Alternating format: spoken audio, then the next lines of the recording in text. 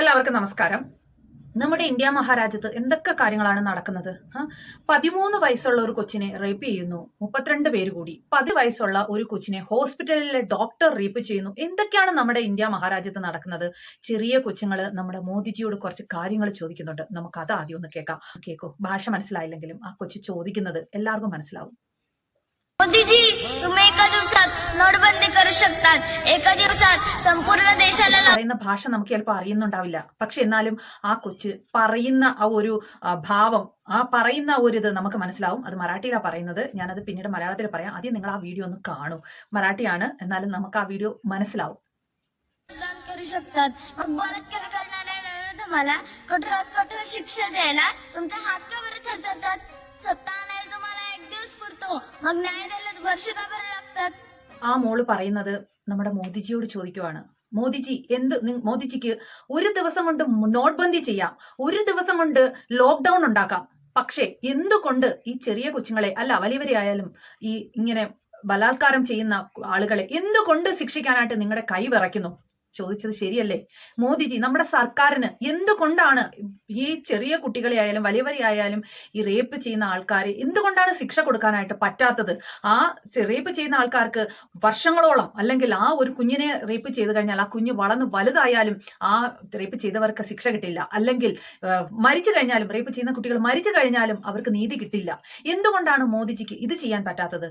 Not ബന്ദി ചെയ്യുന്നത് ഒറ്റ ദിവസം കൊണ്ട്, ഒരു രാത്രി കൊണ്ട് ചെയ്യാൻ പറ്റി.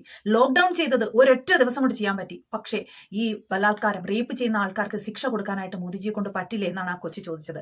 നമുക്കിനി വിഷയത്തിലേക്ക് കടക്കാം. ഹരിയാനയിൽ ഒരു ഗവൺമെന്റ് ഹോസ്പിറ്റലിൽ 15 വയസ്സുള്ള ഒരു കുട്ടി അതിന്റെ അമ്മയും അച്ഛനുമായിട്ട് അസുഖമായിട്ട് വന്നതാണ്. ഗവൺമെന്റ് ഹോസ്പിറ്റലിൽ അവിടെ വന്നു, ട്രീറ്റ്മെന്റ് എടുത്തു, അഡ്മിറ്റ് ചെയ്തു. ആ കുട്ടി അഡ്മിറ്റ് ചെയ്ത് അത് അഡ്മിറ്റ് ആയപ്പോൾ ഹരിയാനയിൽ അക്ഷര വിദ്യാഭ്യാസം പലർക്കും ഇല്ല. അക്ഷര വിദ്യാഭ്യാസം ഇല്ലാത്ത പാവങ്ങളാണല്ലോ ഗവൺമെന്റ് ഹോസ്പിറ്റലിൽ ഒരുപാടും പോകുന്നത്.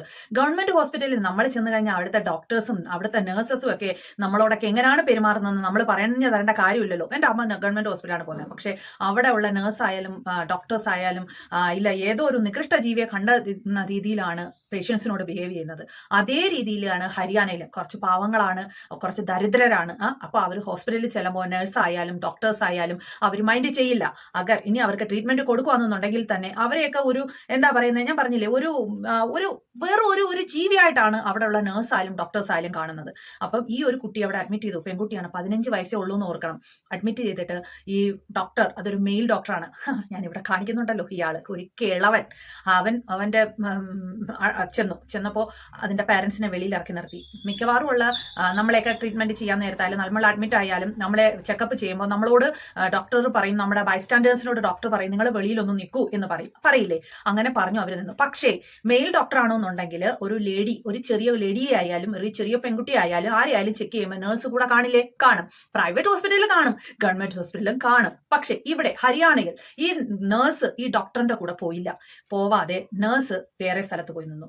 അപ്പോൾ എന്ത് ചെയ്തു? ഈ മെയിൽ ഡോക്ടർ ഈ 15 വയസ്സുള്ള കുട്ടിയെ എടുത്ത് പിടിച്ച് ഒരു ചെയറിലിരുത്തിയിട്ട് അവളെ നല്ലതുപോലെ ഉപദ്രവിച്ചു, അടിച്ചിട്ട് പറഞ്ഞു, ബാത്റൂമിൽ പോവാന്ന് പറഞ്ഞു. ബാത്റൂമിൽ കൊണ്ടുപോയിട്ട് അവളുടെ വായിൽ തുണി തിരികെ ശബ്ദം പുറത്ത് വരാതിരിക്കാൻ വേണ്ടിയിട്ട്, എന്നിട്ട് അവളെ റേപ്പ് ചെയ്തു. 1 അല്ല 2 അല്ല 3 പ്രാവശ്യം ചെയ്തു. ഈ ലേഡി നേഴ്സ് എവിടെയായിരുന്നു അറിയില്ല. അത് ചോദിക്കാനായിട്ട് നമ്മുടെ ഹരിയാനയിൽ തന്നെ ലേഡീസിന് വേണ്ടിയിട്ട് പ്രവർത്തിക്കുന്ന ഒരു പൊളിറ്റീഷ്യൻ ഉണ്ട്. അവർ വന്നിട്ട് ഈ നഴ്സുമാരോട് സംസാരിക്കുന്നത് നമുക്കൊന്ന് കാണാം. അതും ഹിന്ദിയിലാണ്, ഞാനത് കഴിഞ്ഞിട്ട് പറയാം. वो डॉक्टर 100 रुपए कैसे दे सकता है लड़की को?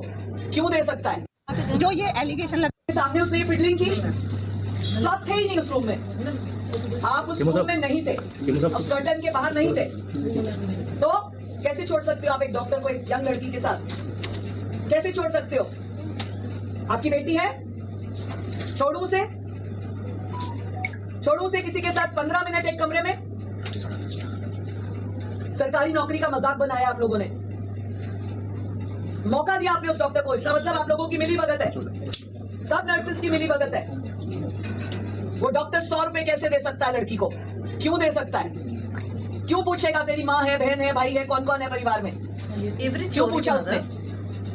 100 रुपए देने का क्या ഇവര് ചോദിക്കുന്നത് ഈ ഹോസ്പിറ്റലിൽ 15 വയസ്സുള്ള ഈ ഒരു കുട്ടിക്ക് ഇങ്ങനൊരു ഇത് സംഭവിച്ചപ്പോൾ നിങ്ങൾ എവിടെയായിരുന്നു, ഡ്യൂട്ടിയിലുണ്ടായിരുന്ന നഴ്സ് എവിടെയായിരുന്നു, നിങ്ങൾ എന്താ കട്ടന്റെ പുറകിൽ ഒളിച്ചിരുന്നോ, അല്ലെങ്കിൽ നിങ്ങളെ ഡോക്ടർ നിങ്ങൾക്ക് ഇത് പറഞ്ഞു വെച്ചിട്ടുണ്ടോ, ഇതേ കണക്ക് ചെറിയ ചെറിയ കുട്ടികൾ വരുമ്പോൾ നിങ്ങൾ ആരും അങ്കത്തേക്ക് വരണ്ട, ഞാൻ ഒറ്റയ്ക്ക് പോക്കാളാന്ന് ഡോക്ടേഴ്സ് പറഞ്ഞു വെച്ചിട്ടുണ്ടോ, ഡോക്ടറിന് സപ്പോർട്ട് ചെയ്ത് കൊടുക്കാറുണ്ടോ, അപ്പൊ ഇങ്ങനെ ഒരു കാര്യം ചെയ്യാനായിട്ട് നിങ്ങൾ ഡോക്ടറിന്റെ കൂടെ നിൽക്കുവാണോ, അതല്ല ഈ പറയുന്ന ഈ നിൽക്കുന്ന ഇത്രയും നഴ്സിൽ നിങ്ങൾക്ക് പെൺകുട്ടികളില്ലേ, അപ്പൊ നിങ്ങളെ ഈ പെൺകുട്ടികളെ ഒരു 10-15 മിനിറ്റ് ഒരു ആണിന്റെ അടുത്തേക്ക് ഒരു അടച്ച റൂമിൽ കുറച്ച് 15 മിനിറ്റ് നേരമെങ്കിലും നിങ്ങൾ നിർത്തുമോ? ഇല്ലല്ലോ. പിന്നെ എന്തുകൊണ്ടാണ് നിങ്ങൾ നിങ്ങളുടെ മോളാണെന്ന് വിചാരിച്ചിട്ട് ഈ ഒരു കുഞ്ഞിന്റെ അടുത്തേക്ക് ഈ മെയിൽ ഡോക്ടർ പോയപ്പോൾ എന്തുകൊണ്ട് ഡ്യൂട്ടി നഴ്സ് കൂടെ പോയില്ല, എന്തുകൊണ്ട് നിങ്ങൾ അവരുടെ കൂടെ നിന്നില്ല, അല്ലെങ്കിൽ ഇങ്ങനെ എന്തെങ്കിലും 3 പ്രാവശ്യം ചെയ്യുന്ന പറഞ്ഞത്. അപ്പൊ അങ്ങനെ ചെയ്തപ്പോൾ ഈ കുട്ടിക്ക് എന്തെങ്കിലും പ്രശ്നമുണ്ടോ? അപ്പം നഴ്സുമാരാണല്ലോ നമ്മൾ ഹോസ്പിറ്റലിൽ അഡ്മിറ്റ് ആയി ചെറിയ കുട്ടികളൊക്കെ ആയാലും വലിയവരായാലും നമ്മളോട് വന്ന് സംസാരിക്കുന്നത്, നമുക്ക് എന്തെങ്കിലും പ്രശ്നം ഉണ്ടെങ്കിൽ നമ്മളോട് ചോദിച്ച് മനസ്സിലാക്കുന്ന നഴ്സുമാരായിരിക്കും ഡോക്ടർമാരെയും കാലും കൂട്ടില്. എന്തുകൊണ്ട് ഈ ഒരു കുട്ടിക്ക് എന്തെങ്കിലും പ്രോബ്ലം ഉണ്ടോ എന്ന് നിങ്ങൾ ചോദിച്ച് മനസ്സിലാക്കിയില്ല? ഈ ഡോക്ടർക്ക് എന്തുകൊണ്ട് നിങ്ങൾ സപ്പോർട്ട് ചെയ്തില്ല? അവര് ചോദിച്ച മെയിൻ കാര്യം എന്ന് പറയുന്നത് നിങ്ങളിൽ ഉള്ള 3 പേരാണ് ഡ്യൂട്ടി നഴ്സായിട്ട് അന്നേരം അവിടെ ഉണ്ടായിരിക്കേണ്ടത്. അവർ എവിടെ പോയിരുന്നു? ഇല്ലായിരുന്നു. അതല്ല, നിങ്ങളുടെ മക്കളെ ഇതേ കണക്ക് 15 മിനിറ്റ് നിങ്ങളുടെ മക്കളെ ഇതിനൊക്കെ ഒരു ആണിന്റെ റൂമിൽ, ഒരു അടച്ച റൂമിൽ നിങ്ങൾ നിർത്തുമോ ഒറ്റയ്ക്ക്? ഇത് ചോദിച്ചത് നഴ്സുമാർക്ക് ഇഷ്ടപ്പെട്ടില്ല. നഴ്സുമാർ പറയുന്നത് അവരെ കണക്കാണ് ഞങ്ങള് ഞങ്ങളുടെ മോളെ കൂട്ടാണ് ഈ ഒരു കൊച്ചിനെ കണ്ടത്. അപ്പൊ ഇവരിങ്ങനെ ചോദിച്ചത് തെറ്റാണെന്ന് പറഞ്ഞിട്ട് നഴ്സുമാരെല്ലാം കൂടെ സമരത്തിലായി. ഞാനൊന്നും ചോദിച്ചോട്ടെ, ഇവർ ചോദിച്ചാൽ എന്താണ് തെറ്റ്? അവരുടെ ഈ നഴ്സുമാരുടെ മോളാണെന്നുണ്ടെങ്കിൽ മക്കളെ ആരെങ്കിലും ഏതെങ്കിലും നഴ്സുമാര് ഇതണക്ക് ഒരാളിന്റെ റൂമിൽ 15-20 മിനിറ്റ് ഒറ്റയ്ക്ക് വിടാൻ അനുവദിക്കുമോ?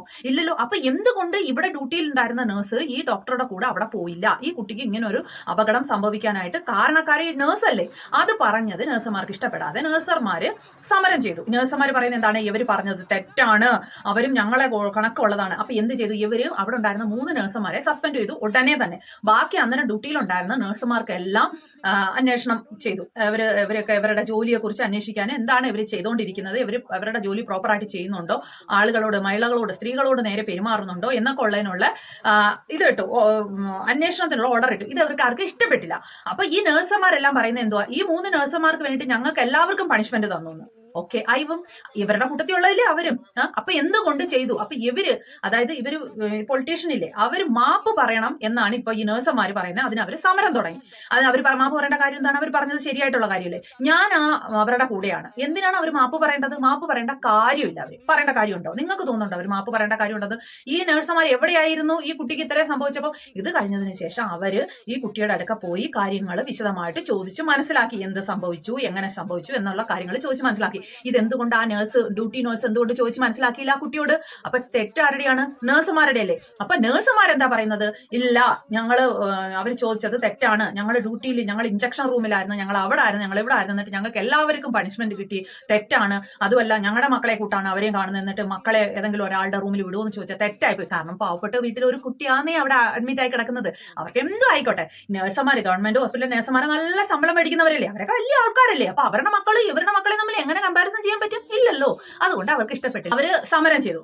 പക്ഷേ മീഡിയയിൽ ഇത് വന്നതിന് ശേഷം മീഡിയക്കാർ മൊത്തം അവരുടെ കൂടെയാണ്. നഴ്സുമാരുടെ നേരെ തിരിഞ്ഞു. അപ്പൊ ഈ മീഡിയക്കാരെല്ലാവരും, ജനങ്ങൾ മുഴുവൻ, ഞാൻ ഉൾപ്പെടെ അവരുടെ അപ്പൊ ഇതെല്ലാം ചോദിച്ച അവരുടെ പേര് രേണു ഭാട്ടിയാണ്. രേണു ഭാട്ടിയുടെ കൂടെ തന്നെയാണ് ഞാൻ. നിങ്ങളോ? പറയൂ. ഹരിയാനയിൽ ഈ സംഭവിച്ച കാര്യത്തിൽ നഴ്സുമാരുടെ കൂടെ നിൽക്കാൻ നിങ്ങൾക്ക് തോന്നുന്നുണ്ടോ? ഇപ്പൊ സോഷ്യൽ മീഡിയയിലും ന്യൂസിലും ഒക്കെ ഈ വാർത്ത കാണിക്കുന്നുണ്ട്. വളരെ വൈറലായിട്ട് പോയിക്കൊണ്ടിരിക്കുന്നതാണ്. എനിക്ക് വാർത്ത കണ്ടിട്ട് എനിക്കും വീഡിയോ ചെയ്യണമെന്ന് തോന്നി. നമ്മളെ നാട്ടിലുള്ള, അതായത് കേരളത്തിലുള്ള ഹോസ്പിറ്റലിലുള്ള നഴ്സുമാരും എല്ലാവരും ഒന്നുമില്ല, ഞാൻ എല്ലാവരെയും ഒന്നും പറയുന്നില്ല, ചില നഴ്സുമാർക്ക്, ഗവൺമെന്റ് ഹോസ്പിറ്റലിലെ ചില നഴ്സുമാരുടെ വിചാരം അവരാണ് എല്ലാത്തിനും മേളിലെന്ന്. നമ്മളൊക്കെ ചെന്ന് കഴിഞ്ഞാൽ നമ്മളെ ഒരു നികൃഷ്ട ജീവിയെ കൂട്ടം അവരൊക്കെ കാണുന്നത്. ചെറിയ ഹോസ്പിറ്റലോ വലിയ ഹോസ്പിറ്റലോ ഏതായാലും, മെഡിക്കൽ കോളേജോ ചെറിയ ഹോസ്പിറ്റലോ ഏത് ഗവൺമെന്റ് ഹോസ്പിറ്റലിൽ ചെന്നാലും അവിടുത്തെ ഡോക്ടർമാർക്കും നഴ്സുമാർക്കും ഒക്കെ ആ ഒരു വിചാരമാണുള്ളത്. അതേ കണക്കാണ് ഇവിടെ സംഭവിച്ചത്. എല്ലാ നഴ്സുമാരും ഇല്ല കേട്ടോ, നല്ല സ്നേഹമുള്ളത്, നല്ല ഇതുപോലെ പരിചരിക്കുന്ന നഴ്സുമാരും ഉണ്ട്. ചില നഴ്സുമാരുടെ കാര്യമാണ് ഞാൻ പറഞ്ഞത്. ഹരിയാനയിൽ പിന്നെ വളരെ പാവപ്പെട്ട വിദ്യാഭ്യാസമൊന്നുമില്ല ആൾക്കാരൊക്കെ ആയിരിക്കും ഈ ഗവൺമെന്റ് ഹോസ്പിറ്റലിൽ പോകുന്നത്. അപ്പൊ അവരോട് എന്തു ആവാലോ എന്ന് ഈ നഴ്സുമാർക്ക് തോന്നിയിട്ടുണ്ടാവും. ഇപ്പൊ നഴ്സുമാർ സമരത്തിന് ഇറങ്ങിയിരിക്കുകയാണ് ഈ രേണു ഭട്ടിയാക്കെതിരെ. എന്തുവായാലും നഴ്സുമാരുടെ ഭാഗത്താണ് തെറ്റ്. ഈ ഡോക്ടർ ഈ കൊച്ചിനെ റേപ്പ് ചെയ്തത് കൂടാതെ 100 വെച്ച്, അതായത് 100 വെച്ച് കൊടുക്കുമായിരുന്നു. ഒരു റേപ്പിന് 100 വെച്ച് കൊടുക്കുമായിരുന്നു. കാരണം ഈ കൊച്ചിന്റെ വാ അടപ്പിക്കാൻ വേണ്ടി. ചിലപ്പോൾ ആ കൊച്ചിന്റെ അച്ഛനോ അമ്മയ്ക്കോ ആ 100 രൂപ ഈ കൊച്ചു കൊടുക്കുമായിരിക്കും. പക്ഷേ കാര്യം പറയില്ലായിരിക്കും. അതും ചിലപ്പോൾ വിചാരിച്ചിട്ടുണ്ടാവും 100 കിട്ടുമല്ലോ എന്ന്. അത്ര പാവങ്ങളായിരിക്കും. പാവപ്പെട്ടവരെയാണല്ലോ എപ്പോഴും ക്രൂശിക്കുന്നത്. അപ്പോൾ 100 വെച്ച് കൊടുക്കുമായിരുന്നു. അപ്പോൾ അതും ഈ ഇവരോട്, രേണു ഭട്ടിയാരോട് ഈ കൊച്ചു പറഞ്ഞു. അപ്പോൾ അവര് നഴ്സുമാരോട് ചോദിക്കുമായിരുന്നു, എന്തിനായിരുന്നു 100 രൂപ വെച്ചിട്ട് ഈ ഡോക്ടർ കൊച്ചിന് കൊടുത്തോണ്ടിരുന്നത്? ഭിക്ഷ കൊടുക്കുമായിരുന്നോ എന്ന്. അയാൾ ചെയ്ത തെറ്റിനുള്ള പ്രതിഫലമായിട്ട് ഭിക്ഷ കൊടുക്കുമായിരുന്നോ 100 വെച്ചിട്ടാണെന്നാണ് ഇവർ ചോദിക്കുന്നത് നഴ്സന്മാരോട്. ഇതിൽ നഴ്സന്മാർ പറയുന്നുണ്ട്, ഞങ്ങളാണോ ഉത്തരവാദികൾ? ഇതിന്റെ പേരൻസ് ഉത്തരവാദികളല്ലേ? ഇതിന്റെ രക്ഷകർത്താക്കളല്ലേ ഉത്തരവാദികൾ? ഈ ഒരു 15 വയസ്സുള്ള ഈ ഒരു കുട്ടിയെ ഈ മെയിൽ ഡോക്ടറുടെ അടുത്ത് എന്തിനാണ് തനിച്ചാക്കിയിട്ട് അവർ വെളിയിൽ പോയത്? അപ്പൊ അവർ ഉത്തരവാദി അല്ലേ എന്നാ ചോദിക്കുന്നത്. ഞാനൊന്ന് ചോദിച്ചോട്ടെ, നമ്മളൊക്കെ ആയാലും ഹോസ്പിറ്റലിൽ ചെല്ലുമ്പോൾ മിക്കവാറും മെയിൽ ഡോക്ടേഴ്സ് ആണെന്നുണ്ടെങ്കിൽ പാരൻസിനെ അല്ലെങ്കിൽ ഹസ്ബൻഡിനെ വെളിയിൽ ഇറക്കി നിർത്തിയിട്ട് പറയും, ഞങ്ങൾ ചെക്കപ്പ് ചെയ്യട്ടെ എന്ന് പറയും. പക്ഷെ അപ്പോഴും നേഴ്സുമാർ ഡോക്ടറുടെ കൂടെ ഉണ്ടാവും. അത് മെയിൽ ആയാലും ശരി, ഫീമെയിൽ ഡോക്ടർ ആയാലും ശരി, നേഴ്സുമാർ, അതായത് ഫീമെയിൽ നേഴ്സുമാർ ഡോക്ടറുടെ കൂടെ ഉണ്ടാവും. അത് എവിടെ ഏത് ഹോസ്പിറ്റലായാലും ഉണ്ടാവുകയെ. എന്തുകൊണ്ട് ഇവരുടെ പേരൻസിനെ, അതായത് ഈ 15 വയസ്സുള്ള ഈ കുട്ടിയുടെ പേരൻസിനെ വെളിയിൽ ഇറക്കി നിർത്തിയപ്പോൾ ഈ നേഴ്സുമാർ കൂടെ ഉണ്ടായിരുന്നില്ല എന്നാണ് അവർ ചോദിക്കുന്നത്, അതായത് രേണു ചോദിക്കുന്നത്.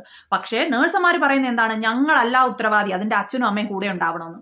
എന്ത് ന്യായമാണ് ഈ നേഴ്സുമാർക്ക് തടി തപ്പാനെ രക്ഷപ്പെടാൻ വേണ്ടിയിട്ട് പറയുന്ന ന്യായം? ശരിയാണോ? അപ്പൊ ഈ ഡോക്ടർ ഈ കുട്ടിയുടെ അടുത്ത് വന്നിട്ട് ചോദിക്കുവാണ്, നിന്റെ അച്ഛൻ എവിടെ? നിന്റെ അമ്മ എവിടെ? നിനക്ക് പിന്നെ അപ്പം ആ അച്ഛനോട് പറയുവാണ്, അച്ഛനും സ്വന്തമായിട്ട് അച്ഛനും നല്ല സുഖമില്ല.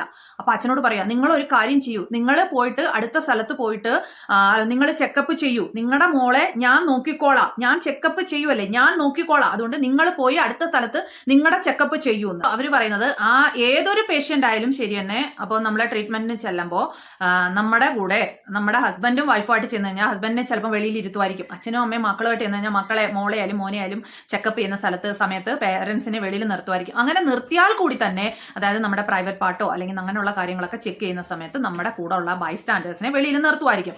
അങ്ങനെ ചെയ്യുവാണെന്നുണ്ടെങ്കിൽ എപ്പോഴും ഒരു നേഴ്സ് കൂടെ കാണില്ലേ? അതാണ് അവർ പറയുന്നത്. അല്ലേ? ശരിയായിട്ടുള്ള കാര്യമല്ലേ?